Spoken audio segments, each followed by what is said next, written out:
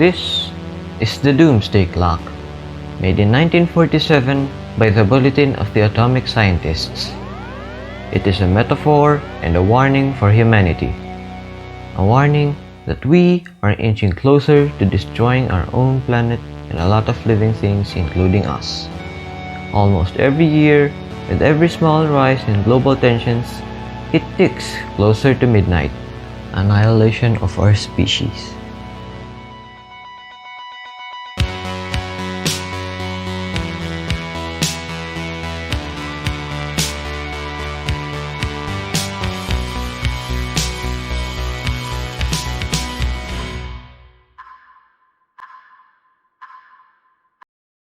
But this clock, the scientists in charge of it, and the destruction of Earth and our species isn't only related to rising tensions between world powers and intentionally man-made weapons of mass destruction, but also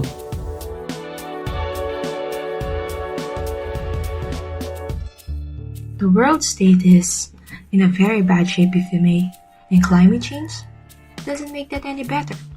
Everyone knows what climate change does to the Earth. It increases drought, and deserts are expanding.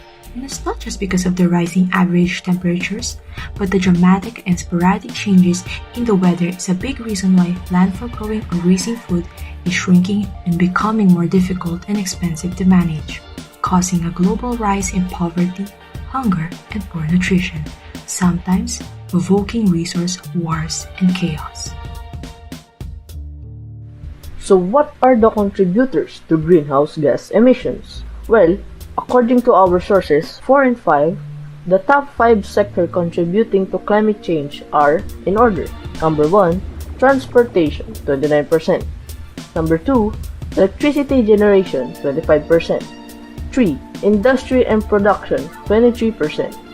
4, commercial and residential living, 13%. And last, number 5, agriculture, 10%.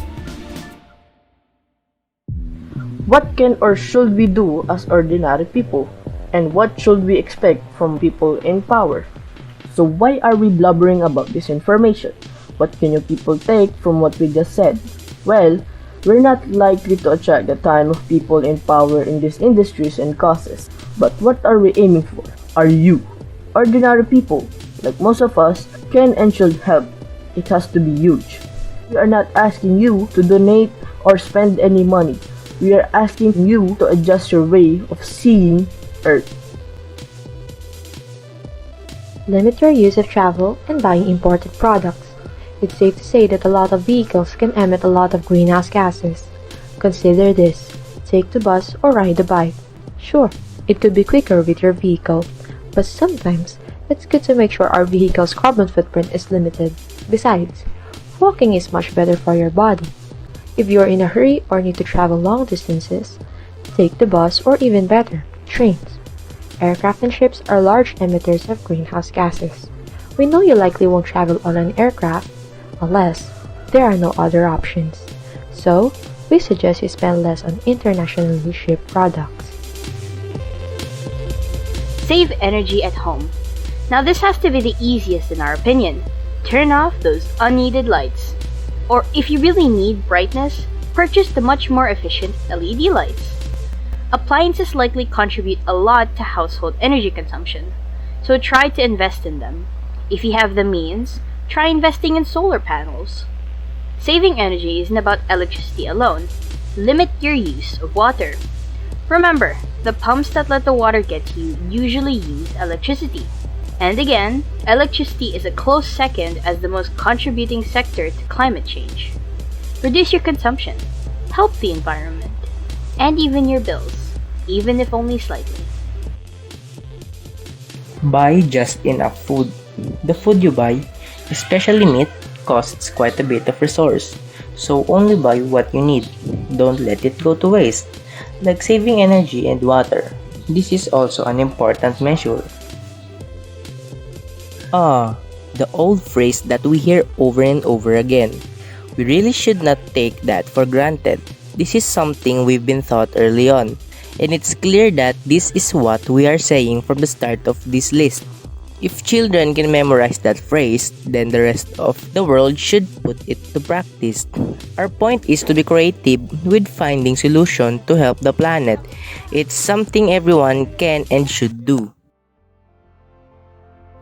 Speak out to large companies and people in power and nudge them to invest in cleaner energy.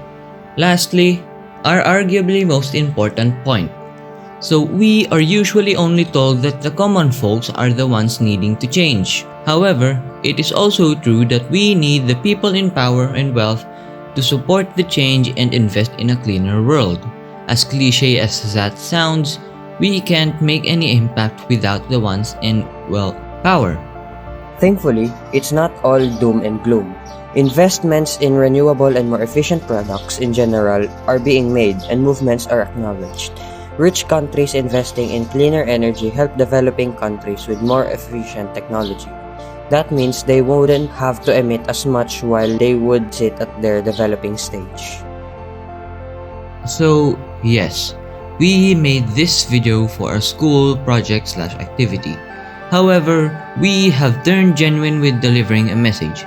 We really need to support the movement against climate change, and we want to convince you, dear viewers, to help the world. We are UCC. 9 Chrysolite. House of Samsung. And we Want The Earth Preserve.